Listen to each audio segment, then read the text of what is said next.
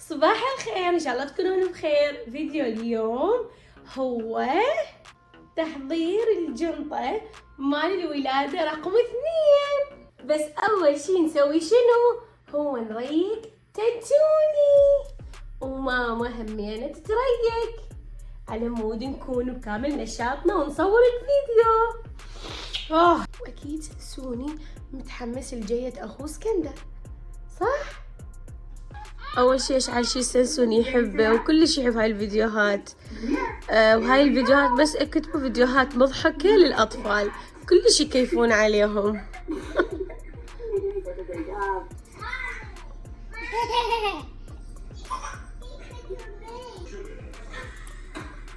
ماماتي يلا مامي صحة يا رويحة، صحة عمري انت. قلبي.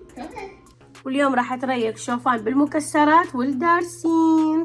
وهاي القهوة همينة جهزة. طبعا انا ابدا مو من محبين القهوة، بس بهذا حملي كلش هوايدة اشتهي القهوة بالحليب. صحتكم.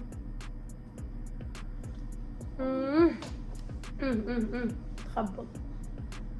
عمري سنسوني راح ياخذ له قيلولة بس شوية. عمري انا النوم العافية ماماتي. هاي الجنطة اللي اخذتها الاسكندر من شي ان، كلش حلوة ورخيصة وتجي بيها 4 قطع. كلش حبيت. اذا حبيت الجنطة وحابين تشترون من عندها وحابين تعرفون اكثر تفاصيل عنها، فروحوا على صفحة تيك توك مالتي، نزلت فيديو يشرح عن الجنطة كل شي، يعني تفاصيل كم جيب بيها، ساعة الصودة اللي هو ان شاء الله. وهاي اول قطعة اخذتها لوليدي اسكندر،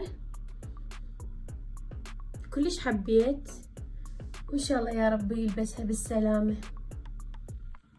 وراح اخذ هذول القطع للاحتياط، خاولين ناعمات مال حديث الولادة والقماط الكندي، وهذا الكلاو سنسوني لبسه اول ما جا الدنيا، وزوج جواريب، وهذا الاوفر، وحفاظتين مال حديث الولادة، وهاي البطانية الزرقاء.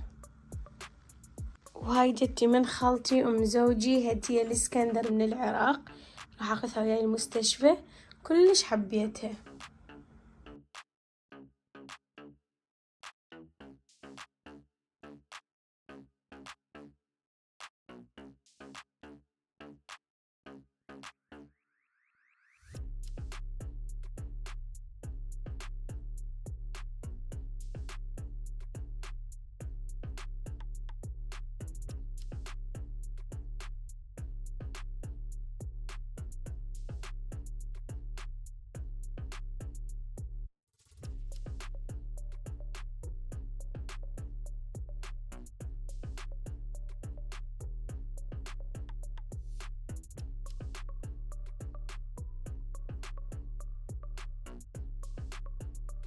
واني اخذت فقط الشغلات اللي صدق راح احتاجهم، تراك سوت، شغلاتي الشخصية، وخاولي.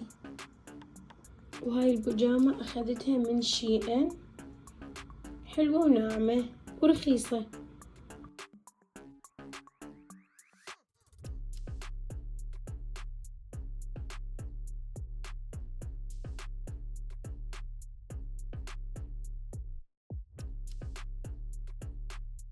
وهذا بعد الدنبوس اللي سويته الاسكندر، الكبير للزينة، وهذا اللي يتخلى بالملابس، كلش حبيت. وهذا الكارسيت اللي راح يكون الاسكندر ان شاء الله. اذا مو هذا الكارسيت بالمستشفى ما ينطون البيبي ساعة الصودة، مو صح؟